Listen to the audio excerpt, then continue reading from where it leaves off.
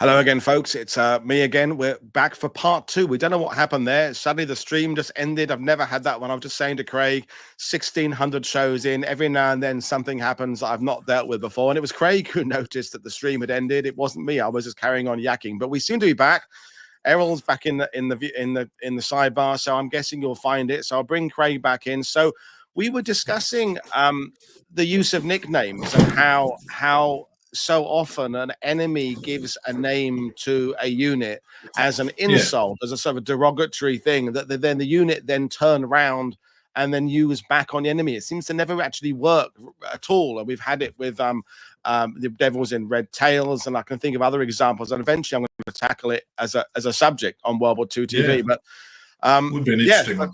It is an interesting concept. I mean, and folks, we're just chatting for a couple minutes to let you all find the new stream again. So, as a football fan, my team, Ipswich Town, we were derogatorily called the Tractor Boys by our rivals, Norwich. But 30 years ago, we reclaimed that nickname and we use it ourselves now. So I think it's a universal concept that nicknames get turned back. But we'll carry on the show there. So this to recap for those who haven't seen the first part or who are joining us from the first part there, this is now a month or so into the siege there.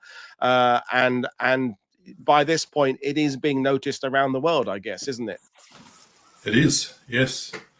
Yes, it's at a time during most of 1941, there was not much good news for the Allied cause. So anything that they could cling to was, certainly publicised and given a lot of air, and certainly in Australia too, given that the bulk of the force in Tobruk was Australian.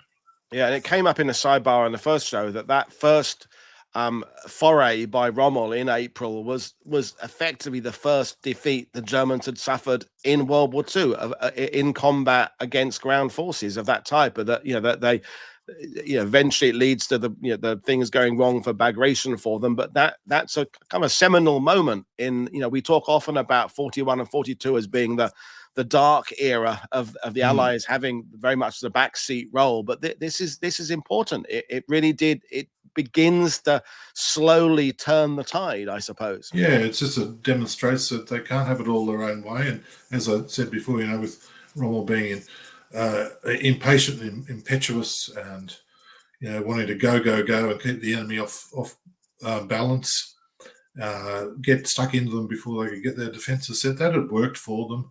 Poland, France, the Low Countries, it had worked everywhere until now. They came up against a stronger defensive position with some troops that were dug in and had plenty of defence in depth, and were willing to fight them. It's often touted as the first, if not one of the first defeats of the German army on land. I was reading a book the other day. Someone said there was another. It depends on how you classify it, whether it be a minor victory or a more substantial one. There was a couple of times during the Battle for France where German forces were defeated temporarily. Yes, but certainly one of the more major German efforts that was stopped cold, really.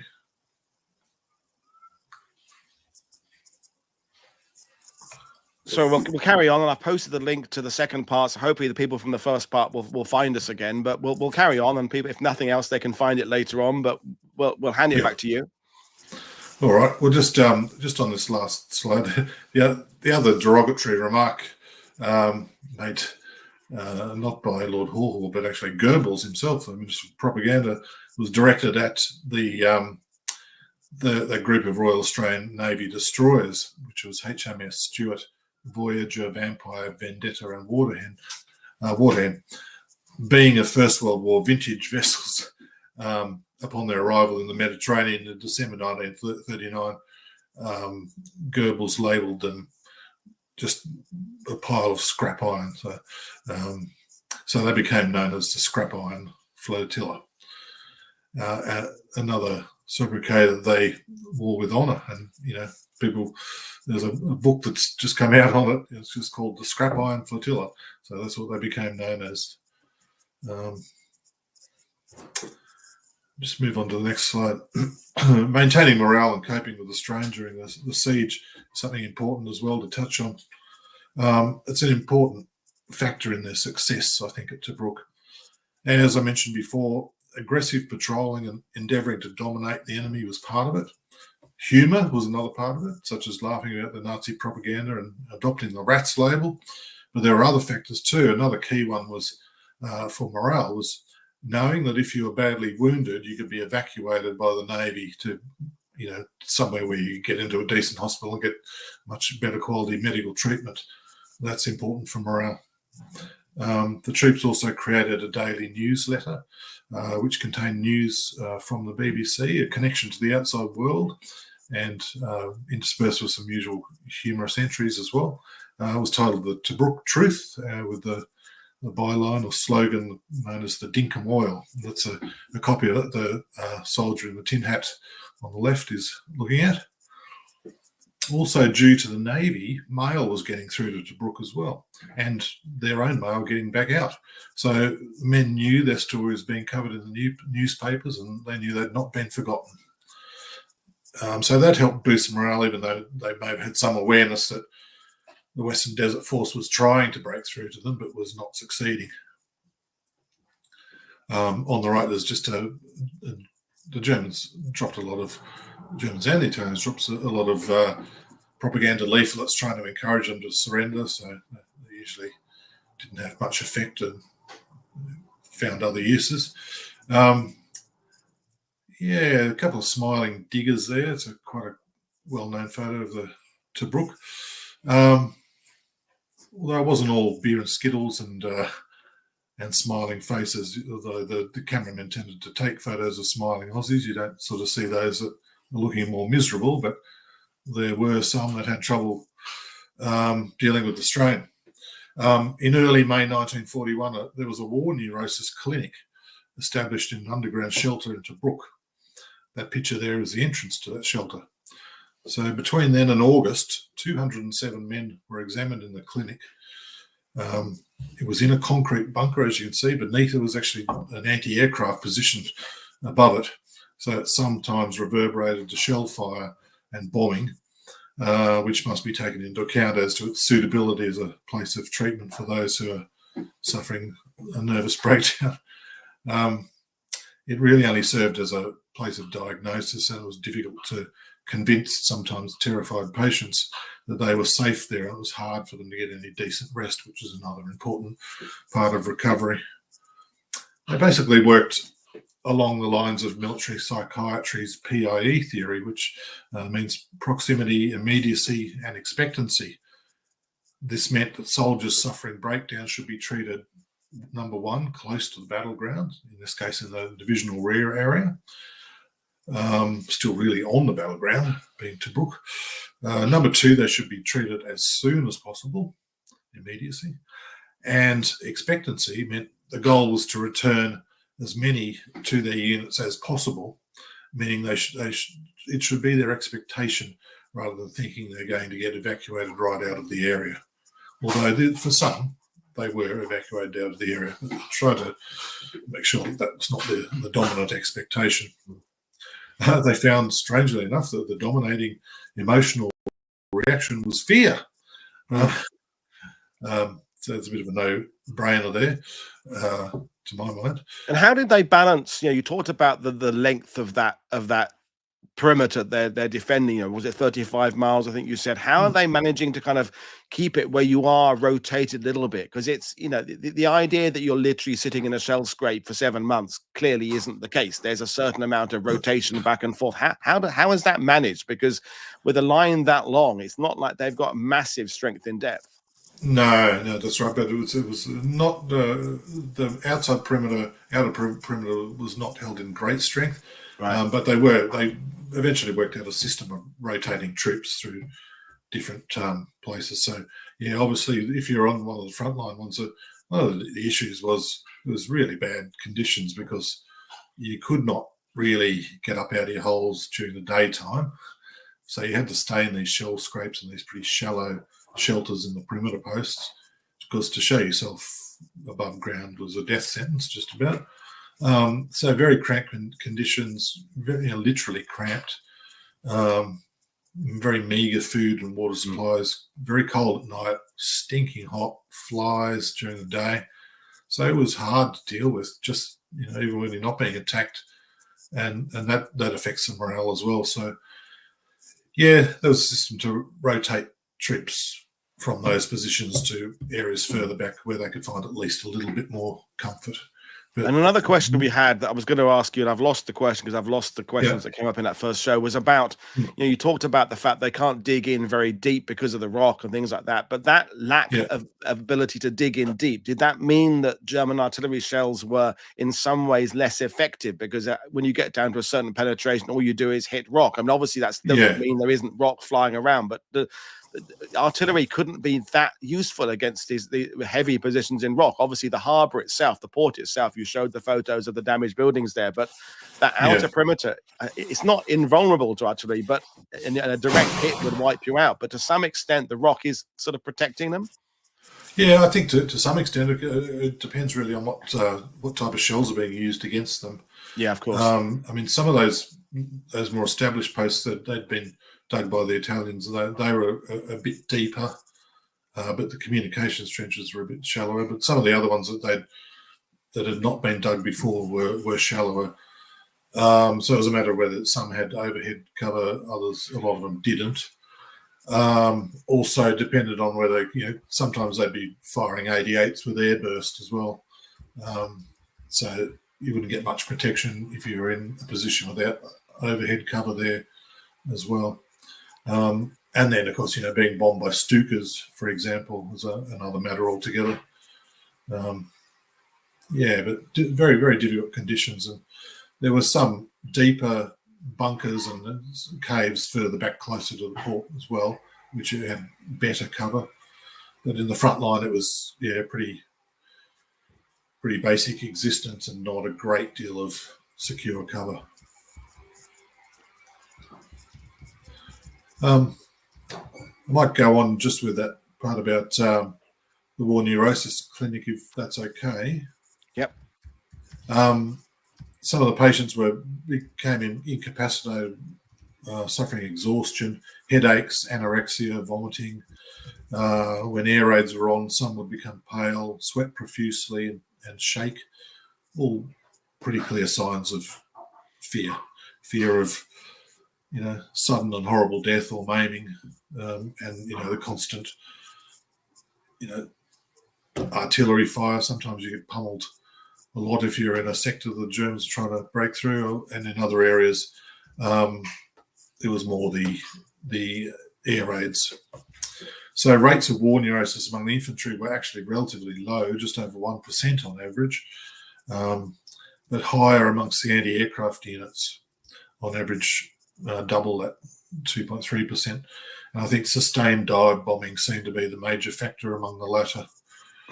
So of the 207 patients, just over 60% were returned to their units, some after treatment at the clinic in Tobruk and some after lengthier treatment and getting away at the base, which I presume is probably at Alexandria or Palestine, something like that. It doesn't actually specify. And only 12% were returned to Australia permanently unfit due to their breakdown. And of course, there was, like in the First World War, some of the long-held views persisted that neurotic inheritance through one's family and defects in personality and character were also partially to blame for these sorts of things. But that's just a little sideline that, the conditions of the siege and the weight of combat and the relentless pressure, the living conditions and the constant air raids took its toll psychologically as well as physically. So by September and October, the Australians were actually, the government lobbied to have them relieved. So between, I think actually beginning August, but mostly through September and October, the Australian 9th Division was pulled out of Tobruk and replaced by British and Polish troops. And there's a slide there of some Australians with the 9th Division with their slouch hats, welcoming some Polish troops who were there to take over anti-aircraft position. That's in mid-September.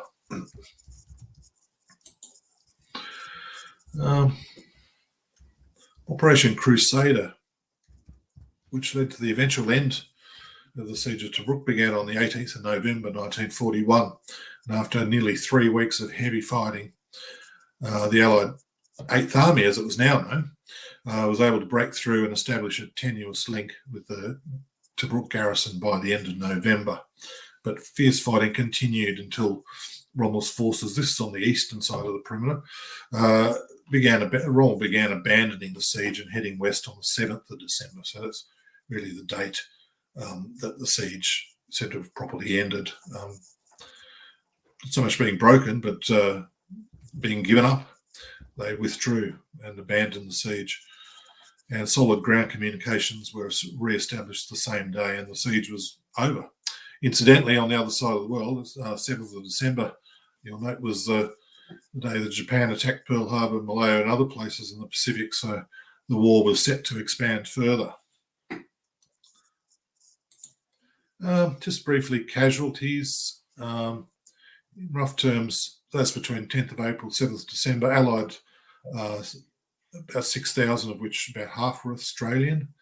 And there's the figures that I give there, 749 dead, almost 2,000 wounded, and 467 captured during the siege.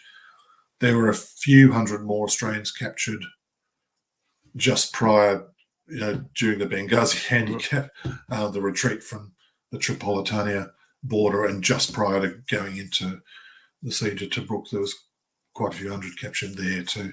And Axis casualties are estimated to be 12,000 thereabouts. Wow.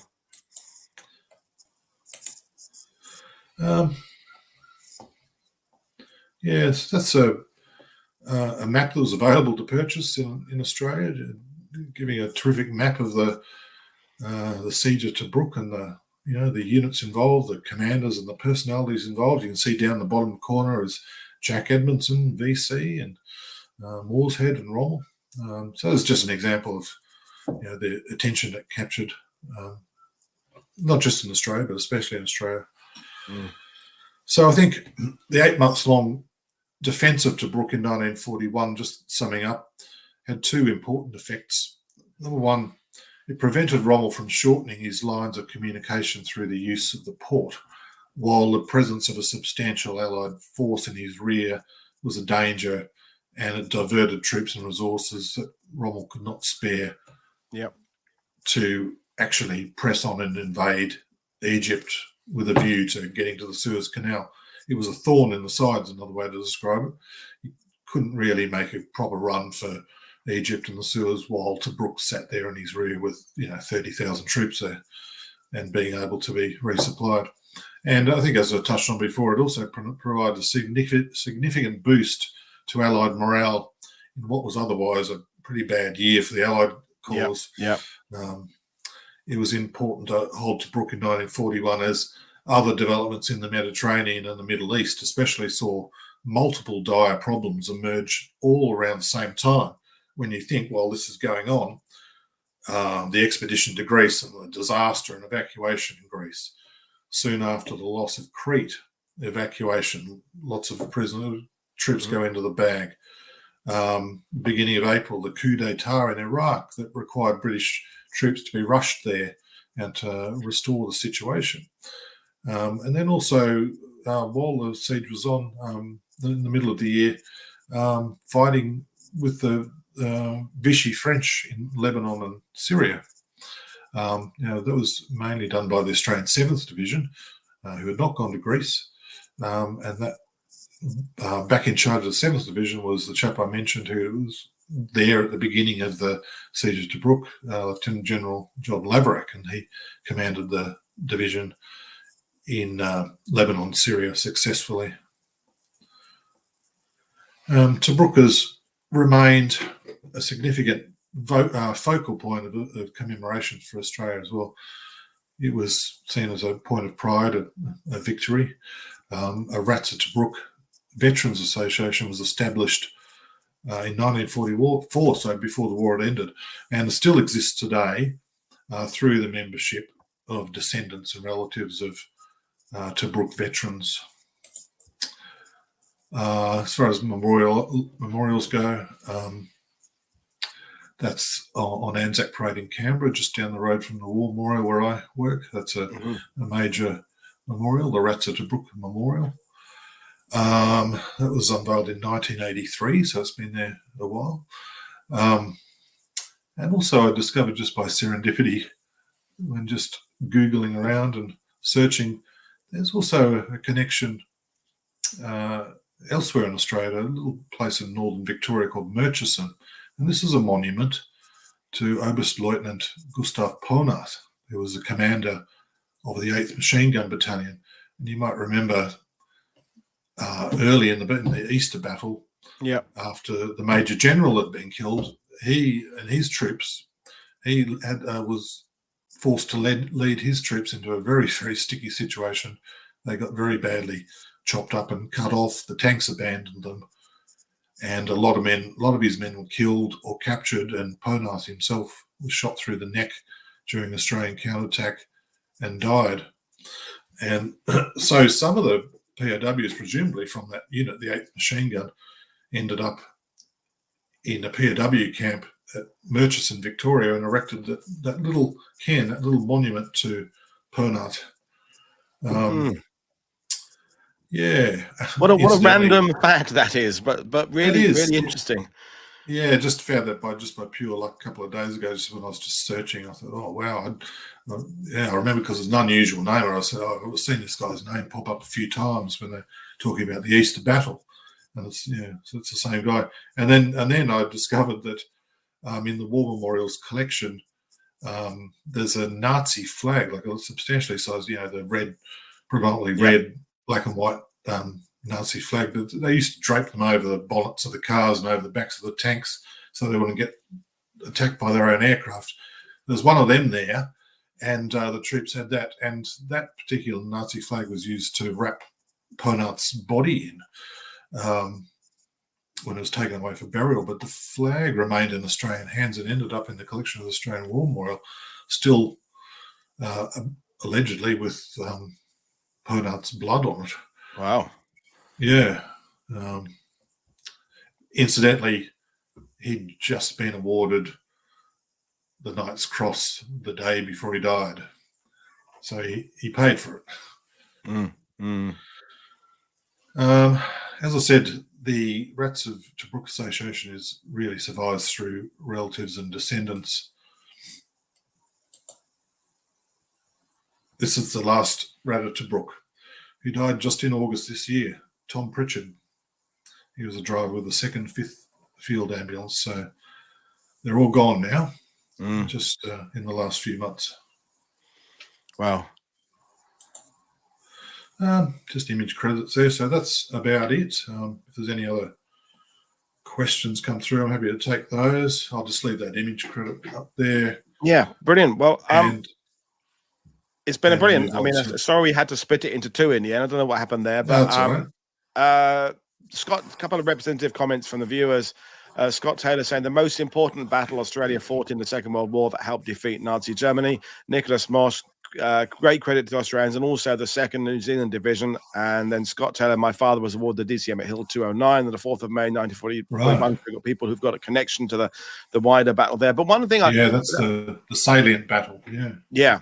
Without kind of being Mr. Negative here, one of the things I kind of learned, I think it was with Mark Johnston a couple of years ago, talking about the company he wrote about, is that although there was this mythology of the Rats of Tobruk and that there was a movie made and it started the association, there was another feeling in Australia at the time among people who felt that sending Australian troops to the Mediterranean was not protecting Australia. The Japanese do you want to shed a bit of light on that kind of difference of that attitude was certainly there, but more so after Japan entered the Second World War with the attacks.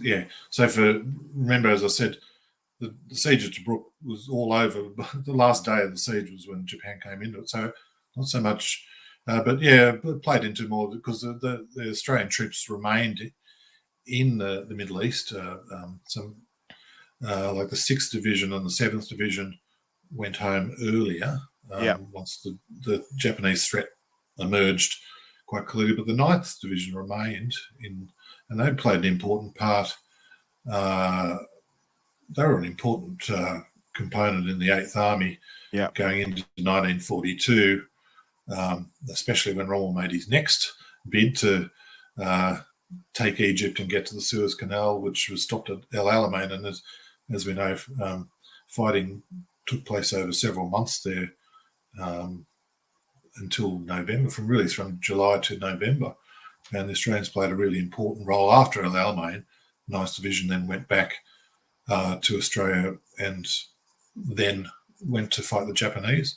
But there was also true, that attitude amongst some members of the Australian public was also something that the guys in Bomber Command in Europe copped a bit of that attitude too. Like, thinking like, you're just lounging around in airfields in England and you should be over here protecting Australia and fighting the Japanese. That's where the real war is. Yeah. Little did they know that the guys fighting the Germans and the Italians at places like Tobruk and El Alamein, or fighting against the Luftwaffe at night time in Bomber Command, that was far more fierce fighting from my mind. And it all connects. I mean, if whatever you're doing to stem the advances of the Axis, it's helping in some way. And I think that the Suez Canal becoming into. But the other thing I wanted to say, and I'm really glad at the beginning of the part one of this, is that you talked about how well organized the defense was and how they've got this sense of not counterattacking, but sending in the kind of the response squad, so to speak, to if the line gets hit. Because one of the things from my limey point of view, my POM point of view, is sometimes the mythology of the fighting rats is that it's all a little bit kind of Aussies with their shirts off, kind of knocking shit out the Germans, and in some ways it's not showing enough respect to the organization. It's that in that the spirit of the Aussie is incredibly important to this, but actually it is a very, very good strength in depth with a system, with a series of procedures in place to deal with the attack. And actually, not covering that is a little bit dismissive of that quality of organization that the Australians also showed. In addition to this fighting spirit that we know we had, is that a fair comment? Oh yeah. I think it's very important to acknowledge the efforts that were made with the organisation, and that goes to credit for that goes to lots and lots of different people, from Laverack and Moorehead and the brigade commanders on the Australian side, but certainly a lot of the senior British guys too. Like I can't remember the chap's name, but a Royal Navy chap that was in charge of all the port and the operations on the dock as well, vital to the survival of the port, and the anti-aircraft and the Royal Artillery commanders were British. The tank guys, were all British, and they were more experienced. As an organisation, also more experienced in desert warfare. Remembering, this is the other important part about the Australians, is they were able to sustain such a good organised defence. Remember I said that they were the least experienced unit at that stage. The 6th Australian Division was the more senior one and more experienced. The 7th had more experience, and they were swapping, units all the time. So the 9th basically just had all the units that nobody wanted at that point. And they had to scramble to get some sort of sense of organisation. So they did really, really well in their first major battle to do that. And then by the time they come back to Egypt in July 1942 at El Alamein, they've at least got that experience, and they've had time to build up their organisational experience as well as their combat experience as well.